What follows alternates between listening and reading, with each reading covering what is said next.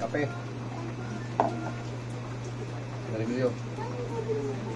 Pero ang advice ko sa inyo, huwag kayong kape ng kape ng kape ng kape. Bakit? Bukod sa nakakabilis ng pintig, hindi ka raw patutulugin pag gabi. Pero Then, mas matindi ang problema pagka... Ewan ko kasi yung ipit ko sa akin ng kape. Ewan ko sa inyo. Huwag kayo inumin ng kape, lalo yung black.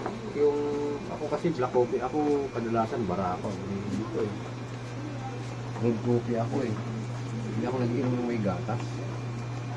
Masama pala ang ipit ko sa katawan noon. Naramdaman ko ngayon eh. Alam ko kung doon? Pangit pala yun. Kasi alam ko nung araw, gwapo ako eh. Ewan ko ngayon. Ganito lang itsura ko.